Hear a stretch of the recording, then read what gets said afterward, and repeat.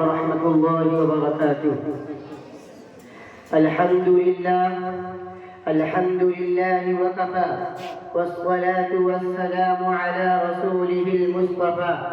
أما بعد، جنہیں میں ڈھونڈتا تھا آسمانوں میں زمینوں میں، جنہیں میں ڈھونڈتا تھا آسمانوں میں زمینوں میں، وہ نکلے میرے ظلمت خانہ دل کے مکینوں میں. جلا سکتی ہے شمع کشتہ کو موج نفس کی، جلا سکتی ہے شمع کشتہ کو موج نفس کی. الہی کیا چھپا ہوتا ہے اہل دل کے سینوں میں.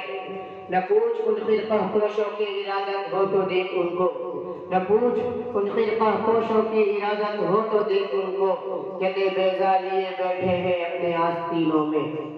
محترم حضرات، جب ہندوستان کی مقدس سرزمین پر انگریزوں کا ناپاک سایہ پڑا اور وہ اپنی شاکرانہ چالوں سے یہاں کے مالک بن بیٹھے، جب اہل ہند پر طرح طرح کے ظلم و ستم کے پہاڑ توڑے جانے لگے، جب ہندوستانیوں کا خون ان کے پسینوں سے ارزاں ہونے لگا، جب ہندوستانیوں کو غلام بنایا جانے لگا، تو ایسے نازک وقت میں جس شخص نے سب سے پہلے عالم بغاوت بلند کی وہ شاہ عبدالعزیز ابن ولی اللہ محدث دہلوی ہے. شاہ عبدالعزیز محدث دہلوی کا فتویٰ کیا تھا؟ گویا ایک برق بے اما تھا جو دشمنوں کے نقل تمنا پہ گر پڑی.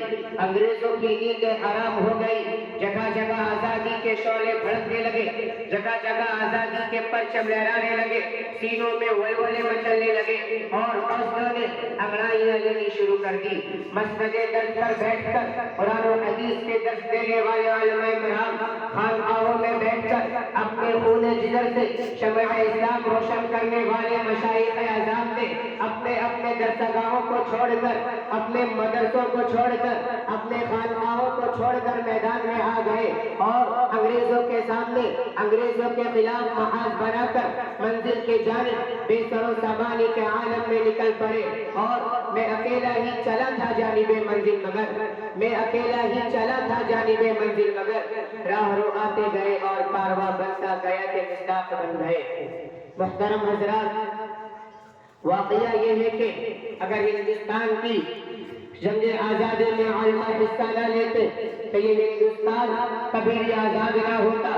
اگر یہ سرپیلے آزادی نہ ہوتے تو تحریک آزادی نہ چلتی، تحریک بارہ کوٹ نہ چلتی، تحریک ریشمی رومال نہ چلتی، تحریک خلافت نہ چلتی، ہندوستان چھوڑو تحریک نہ چلتی.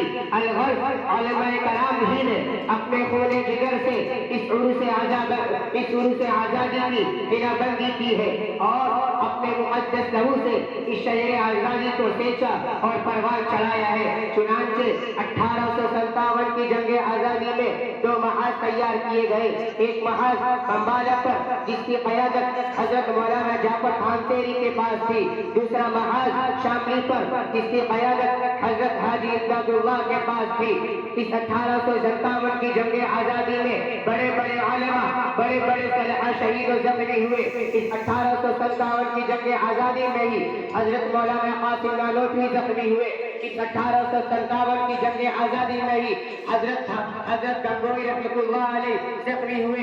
اس جنگ آزادی میں ہی حافظ ضامی شہید ہوئے. اس 1857 کے جنگ آزادی میں 2 لاکھ مسلمان شہید ہوئے، جس کے اندر 500 علماء کرام شہید ہوئے اور صرف دلی کے اندر 500 علماء کرام کو پھانسی کے پھندے پر لٹکا دیا گیا.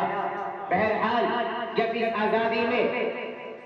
اس جنگ آزادی میں وسائل کی قلت اور عملوں کی غداری کی وجہ سے انگریزوں کا غلبہ ہوا تو وائسرائے برطانیہ نے اپنے ہندوستانی مشیروں سے یہ رائے طلب کی کہ بتاؤ ہندوستان پر تمہاری حکومت کیسے قائم رہ سکتی ہے. تو ہندوستان میں رہنے والے سب سے بڑا سیاستدان ڈاکٹر ولیم جارج جو رپورٹ پیش کرتا ہے، اس میں لکھتا ہے کہ ہندوستان میں سب سے زیادہ بیدار مسلمان ہیں. جب تک ان لوگوں کے اندر جذبہ آزادی موجود ہے اس وقت تک ہم ان پر حکومت نہیں کر سکتے.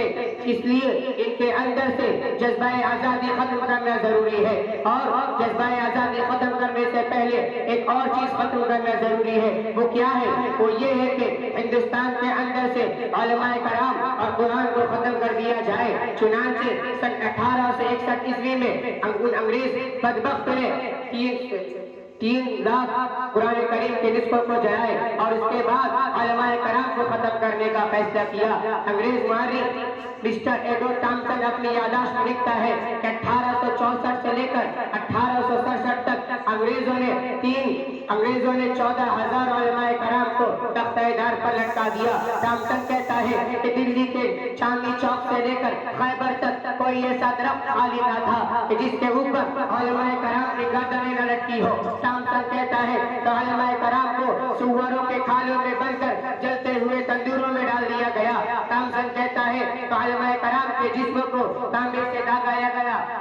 ٹامسن کہتا ہے کہ میں جب دلی کے اندر اپنے خیمے میں گیا تو وہاں مجھے مردار کی بدبو محسوس ہوئی تو میں خیمے کے پیچھے چلا گیا۔ وہاں جا کر کیا دیکھتا ہوں تو 40 علماء کرام کے کپڑے اتار کر انہیں آگ میں ڈال دیا گیا اور میرے دیکھتے دیکھتے 40 اور علماء کرام کو لایا گیا۔ میرے سامنے ان کے کپڑے اتارے گئے اور انگریزوں نے ان سے کہا کہ اے مولویوں، جس طرح ان 40 کو آگ میں پکایا گیا ہے تمہیں بھی پکا دیا جائے گا۔ تم میں سے صرف ایک آدمی اتنا کہہ دو کہ 1857 کی جنگ آزادی میں ہم شریک نہیں تھے، تمہیں چھوڑ دیا جائے گا۔ لیکن ٹامسن کہتا ہے کہ مجھے پیدا کرنے والے کی قسم اس جماعت میں ایک عالم ایسا نہیں تھا، سارے کے سارے آگ میں پک گئے مگر کسی نے بھی انگریزوں کے سامنے اپنی گردنیں نہیں جھکائی۔ محترم حضرات، یہ ایک روشن حقیقت ہے کہ اس شجر آزادی کا پھل ہمارے حق میں بڑا تلخ ثابت ہوا اور جس کی تلخی آج تک ختم نہیں ہو سکی اور ایسا معلوم ہوتا ہے کہ صدیوں تک ختم نہیں ہو سکے گی۔ مگر ہمیں کوئی غم نہیں، ہمیں کوئی افسوس نہیں، ہمیں کوئی ملال نہیں، مگر وہ لوگ جو ہم پر ظلم و ستم کرتے ہیں، ہمارے اوپر ظلم و ستم کے پہاڑ توڑتے ہیں، ہمارے حقوق کو یوں ہی پامال کرتے ہیں، انہیں یہ بات یاد رکھنی چاہیے کہ ہم بھی وہی شیران اسلام کے فرزند ہیں کہ جنہوں نے ہندوستان کی تاریخ بدل ڈالی تھی۔ ہم بھی بدل کر دیکھیں گے کیونکہ سرفروشی کی تمنا اب ہمارے دل میں ہے، سرفروشی کی تمنا اب ہمارے دل میں ہے۔ دیکھنا ہے زور کتنا بازوئے قاتل بھی ہے، بازوئے قاتل میں ہے۔ وقت آنے دے بتا دیں گے تجھے اے آسماں، وقت آنے دے بتا دیں گے تجھے اے آسماں، ہم ابھی سے کیوں بتائیں کہ کیا ہمارے دل میں ہے۔ میں اسی شعر کے ساتھ اپنے بات کو اختتام کرتا ہوں۔ وما علینا الا البلاغ۔